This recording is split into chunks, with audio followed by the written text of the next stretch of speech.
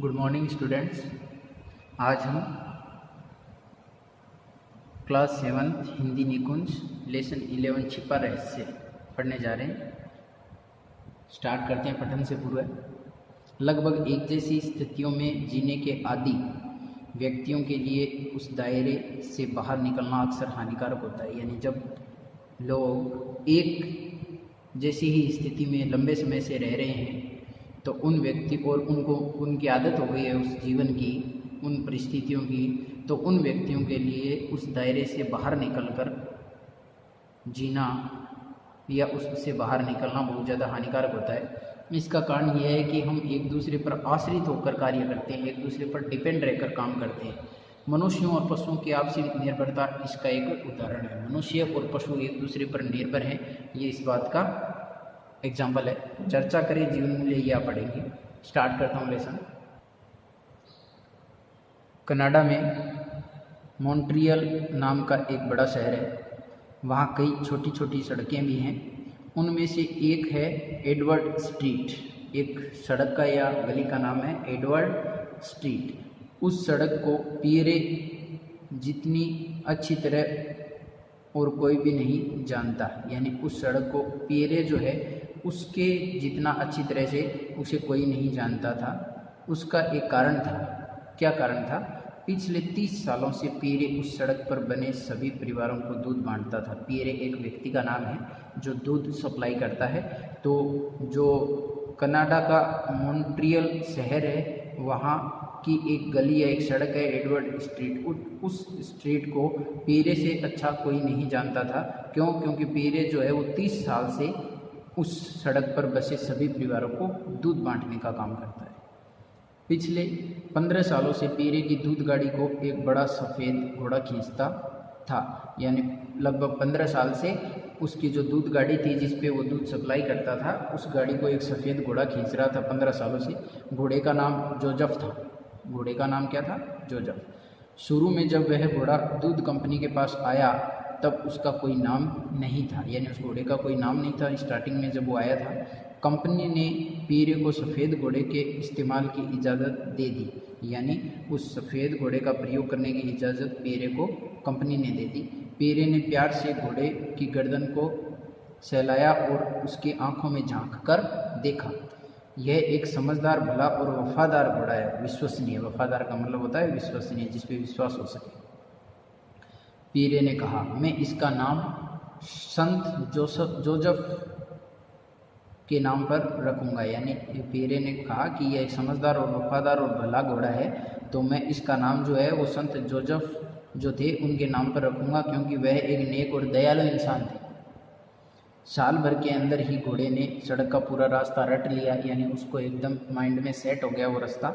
Pierre अक्सर सेखी बगाड़ता। सेखी बगाड़ने का मतलब होता है अपनी बड़ाई करना, अपनी बड़ाई करता। मैं तो लगाम छूता तक नहीं हूँ, मेरे घोड़े को तो लगाम की ज़रूरत ही नहीं है। यानी वो अपनी बड़ाई खुद करता था पियरे कि मेरे घोड़े को जो है वो लगाम को छूने की ज़रूरत नहीं है। मेरा घोड़ा इतना समझदार है कि लगाम की ज़रूरत ही नहीं है। तड़के सुबह 5 बजे ही पियरे दूध की कंपनी में रोज़ाना पहुंच जाता। तड़के का मतलब होता है अर्ली मॉर्निंग, जल्दी सुबह। 5 बजे ही पियरे जो है वो दूध कंपनी में रोज़ाना पहुंच जाता। तब गाड़ी में दूध लादा जाता और फिर जोजफ उसे गाड़ी को खींचता। पियरे अपनी सीट पर बैठते ही जोजफ को पुचकारता और घोड़ा अपना मुँह उसकी ओर घुमा देता। आसपास खड़े अन्य ड्राइवर कहते, सब कुछ ठीक ठाक है पियरे, जाओ। इसके बाद पियरे और जोजफ इत्मीनान के साथ सड़क पर निकल पड़ते। इत्मीनान का मतलब होता है निश्चिंतता के साथ निकल पड़ते। पियरे के इशारे के बिना ही गाड़ी अपने आप एडवर्ड स्ट्रीट पहुंच जाती। पियरे को इशारा ही नहीं करना पड़ता था। फिर घोड़ा पहले घर पर रुकता और पियरे को नीचे उतरकर दरवाजे के सामने एक बोतल दूध रखने के लिए करीब 30 सेकेंड की मोहलत देता। घोड़ा फिर दूसरे घर पर रुकता। यानी पियरे के इशारे के बिना ही गाड़ी अपने आप एडवर्ड स्ट्रीट में पहुंच जाती। फिर घोड़ा पहले घर पर अपने आप रुक जाता और पियरे को नीचे उतरकर उस दरवाजे के सामने एक बोतल दूध रखनी होती थी और उसके लिए 30 सेकंड की मोहलत उसे मिलती थी। 30 सेकंड रुकने के बाद घोड़ा अपने आप रवाना हो लेता था और घोड़ा फिर दूसरे घर पर रुकता। इस तरह पीरे और घोड़ा पूरी एडवर्ड स्ट्रीट की लंबाई पार करते, फिर गाड़ी को घुमाकर दोनों वापस आते। सचमुच जोसेफ बहुत होशियार घोड़ा था। अस्तबल में पीरे जोसेफ की तारीफ करते न थकता था। अस्तबल वो जगह होती है जहाँ पर घोड़ों को एक साथ रखा जाता है, उसे अस्तबल बोलते हैं। तो वहाँ पर पीरे जोसेफ की तारीफ करते थकता नहीं था। मैं कभी उसकी लगाम छूता तक नहीं हूँ। कहाँ कहाँ रुकना है यह उसे अच्छी तरह मालूम है। वह उसे अच्छी तरह मालूम है। अगर जोसेफ घोड़ा गाड़ी खींच रहा है तो मेरी जगह अगर कोई अंधा आदमी भी हो तो काम चल जाएगा। यानी जोसेफ बड़ा ही करता था कि मेरी जगह अगर कोई अंधा आदमी भी बैठ जाए ना तो भी काम चल जाएगा। जोसेफ जो है वो कोई दिक्कत नहीं आने देगा। बरसों तक यही सिलसिला चलता रहा। पीरे और जोसेफ धीरे धीरे बूढ़े होने लगे। पीरे की पलकें अब पककर सफ़ेद हो गई थी। जोसेफ भी अब अपने घुटनों को उतना ऊंचा नहीं उठा पाता था। अस्तबल के सुपरवाइज़र जैक को उनके बुढ़ापे का पता तब चला जब एक दिन पीरे लाठी के सहारे चलता हुआ आया। जो अस्तबल का सुपरवाइज़र था जैक, उसे पता तब लगा बुढ़ापे का जब एक दिन पीरे लाठी का सहारा लेकर चलता हुआ आया। क्या बात है पीरे? जैक ने हंसकर पूछा। क्या तुम्हारी टांगों में दर्द है? हाँ जैक, पीरे ने जवाब दिया। मैं अब बूढ़ा हो रहा हूँ और पैर भी दर्द करने लग गए हैं। बस तुम अपने घोड़े को दरवाजे पर दूध की बोतलें रखना सिखा दो, जैक ने कहा। बाकी सारा काम तो वह करता ही है। यानी बाकी सारा काम तो करता है, सभी घर वो जानता है, कहाँ रुकना है वो भी वो जानता है, किसे किसे दूध देना है वो भी वो जानता है। अब इसे तुम जो है वो बोतल रखना और सिखा दो, और तो सारा कुछ ये जानता ही है। उसने एक व्यंग्य के रूप में ये बात कही। एडवर्ड स्ट्रीट पर बसे सभी 40 परिवारों को पीरे अच्छी तरह जानता था। घर के नौकरों को भी मालूम था कि पीरे लिख पढ़ नहीं सकता, इसलिए वह उसके लिए कोई चिट्ठी नहीं छोड़ते थे। अगर कभी दूध की और बोतलों की ज़रूरत होती तो वे घोड़ा गाड़ी की आवाज़ सुनकर दूर से चिल्लाते, पीरे आज एक और बोतल देना। आवाज़ घोड़ा गाड़ी की आवाज़ सुनकर ही वो चिल्ला देते थे। पीरे की याददाश्त बहुत अच्छी थी। याद रखने की जो ताकत थी, उसकी स्मरण शक्ति थी, वो बहुत ज़्यादा अच्छी थी। वापस अस्तबल लौटकर बिना गलती किए वह जैक को दूध का सारा हिसाब बता देता। जैक अपनी डायरी में तुरंत हिसाब नोट कर लेता था। एक दिन दूध कंपनी का मैनेजर सुबह सुबह अस्तबल का मुआयना करने पहुंचा। यानी मुआयना का मतलब होता है निरीक्षण करना, जांच पड़ताल करना। जैक ने पीरे की ओर इशारा करते हुए मैनेजर से कहा,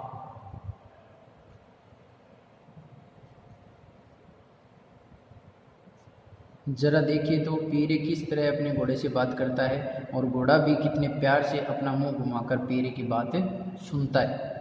पीरे और घोड़े में गहरी दोस्ती है। इस रहस्य को बस यही दोनों जानते हैं। कभी कभी तो ऐसा लगता है जैसे दोनों हम पर हंस रहे हो। पीरे भला आदमी है, पर बेचारा बूढ़ा हो रहा है। क्या मैं आपसे अर्ज करूं कि आप उसे रिटायर कर दें और उसकी पेंशन बांध दें? उसने उत्सुकता से पूछा। यानी जैक जो सुपरवाइज़र था, उसने मैनेजर से कहा कि इन दोनों में जो है, जैक में और जोसेफ जो घोड़ा है उसमें बहुत अच्छी मित्रता है और वो दोनों आपस में बात भी करते हैं। ऐसा लगता है वो हम पर हंस भी रहे हैं। पीरे भला आदमी है, लेकिन अब जो है वो बूढ़ा हो रहा है, तो मैं आपसे अर्ज का मतलब होता है, मैं निवेदन करता हूँ कि क्या आप उसे रिटायर कर दें और उसकी पेंशन भी बांध दीजिए। उसने उत्सुकता से पूछा। बात तो तुम्हारी ठीक है, मैनेजर ने कहा। पीरे अपना काम 30 साल से कर रहा है, पर कभी कहीं से कोई शिकायत नहीं आई है। पीरे को 30 साल हो गए काम करते हुए, लेकिन कभी भी उसकी कोई कंप्लेन नहीं आई है। उससे कहो कि अब वह घर पर बैठकर आराम करे, उसे हर महीने पूरी तनख्वाह मिलती रहा करेगी। परंतु पीरे ने रिटायर होने से इनकार कर दिया। उसे इस बात से गहरा धक्का लगा कि वह अपने प्यारे घोड़े जोसेफ से रोज़ नहीं मिल पाएगा। हम दोनों ही अब बूढ़े हो चले हैं, उसने जैक से कहा, यानी सुपरवाइज़र से कहा। हम दोनों ही बूढ़े हो गए हैं। हम दोनों अगर इकट्ठे ही रिटायर हों तो अच्छा होगा। मैं आपसे यह वादा करता हूँ कि जब मेरा घोड़ा रिटायर होगा तब मैं भी काम छोड़ दूंगा, यानी जब मेरा घोड़ा रिटायर हो जाएगा तो मैं भी रिटायर हो जाऊंगा। ये मौखिक प्रश्न है जो हमने लेसन पढ़ा उससे रिलेटेड पहले भी आए हैं, इनके आंसर आप पता करेंगे। जैक एक भला आदमी था, वह पीरे की बात समझ गया, यानी जो सुपरवाइज़र था वो भी एक अच्छा आदमी था, तो वो पीरे की बात को समझ गया। पीरे और जोसेफ के बीच रिश्ता ही कुछ ऐसा था जिसे देख दुनिया मुस्कुराने लगे। ऐसा लगता था मानो दोनों एक दूसरे का सहारा हो। जब पीरे गाड़ी की सीट पर बैठा हो, जोसेफ गाड़ी खींच रहा हो, तब दोनों में से कोई बूढ़ा नहीं लगता था। लेकिन काम खत्म होने के बाद पीरे लंगड़ाते हुए सड़क पर इस तरह धीरे धीरे चलता जैसे वह बहुत बूढ़ा आदमी हो। उधर घोड़े का भी मुंह लटक जाता, वह हारा थका सा अस्तबल वापस जाता। सुबह सुबह एक दिन जब पीरे आया तो जैक ने उसे एक बेहद बुरी खबर सुनाई। जो सुपरवाइज़र था उसने बुरी खबर सुनाई उसे। पीरे, आज सुबह जोसेफ सोकर ही नहीं उठा, यानी आज जोसेफ जो है वो उठा ही नहीं सोने के बाद, वह बहुत बूढ़ा हो गया है। 25 साल की उम्र में घोड़े की वैसी ही हालत हो जाती है जैसे 75 साल के बूढ़े आदमी की होती है। हाँ पीरे ने धीरे से कहा, अब जोसेफ को कभी नहीं देख पाऊंगा, अब जोसेफ को कभी नहीं देख पाऊंगा। नहीं, तुम उसे देख सकते हो, जैक ने दिलासा देते हुए कहा। वह अभी अस्तबल में है और उसके चेहरे पर बड़ी शांति है, तुम जाकर उसे देख तो लो, यानी उसे देख लो। पीरे घर लौटने के लिए वापस मुड़ा। तुम समझोगे नहीं जैक ने उसका कंधा थपथपाया।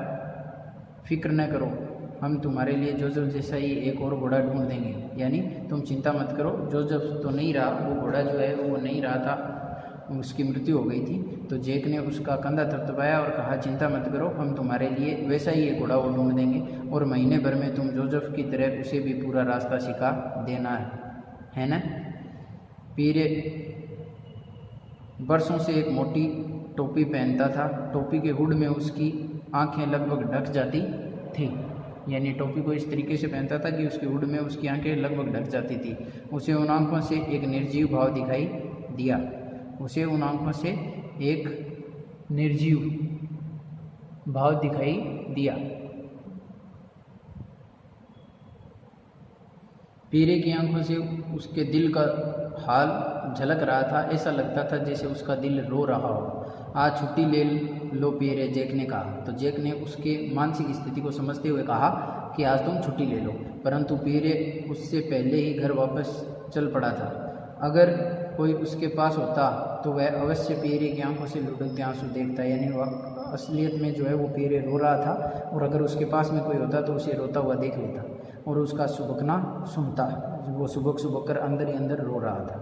पीरे एक कोना पार कर सीधा सड़क पर आ गया।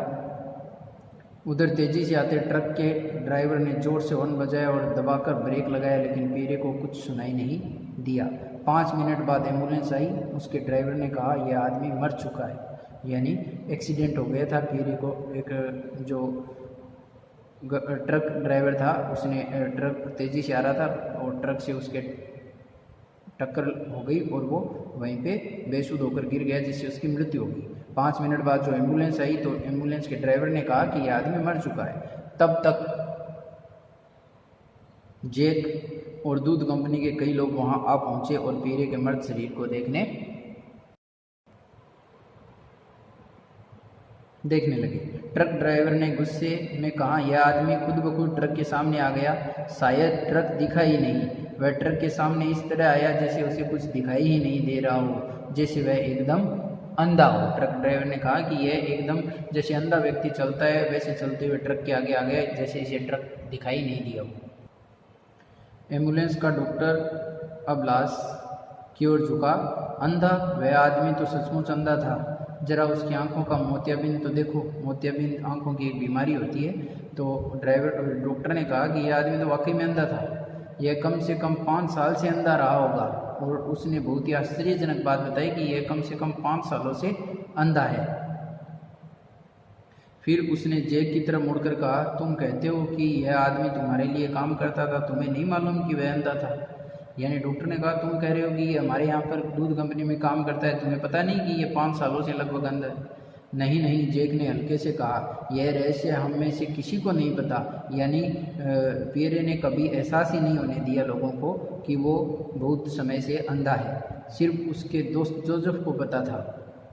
यह उन दोनों के बीच की आपसी बात थी, सिर्फ दोनों के बीच की। और जो घोड़ा था उसकी इतनी अच्छी मित्रता थी, घोड़ा जानता था कि उसका जो मालिक है, जो ऊपर उसे चला रहा है, वो अंधा है।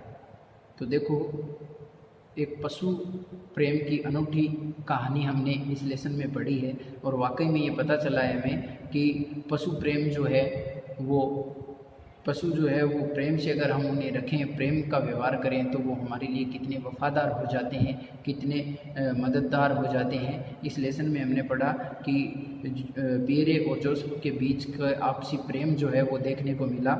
एक मनुष्य के अंदर पशु प्रेम की अनूठी मिसाल है ये। तो हमें भी जो है वो पशुओं के प्रति दयावान होना चाहिए, उनसे प्रेम करना चाहिए। उम्मीद करता हूँ ये लेसन आपको समझ में आएगा। ये वीडियो देखने के बाद ये लेसन आप अपनी बुक से रीड करेंगे। इस लेसन से रिलेटेड जो भी बुक पार्ट और नोटबुक पार्ट का वर्क होगा वो आपको सेंड कर दिया जाएगा। Thank you, have a nice day.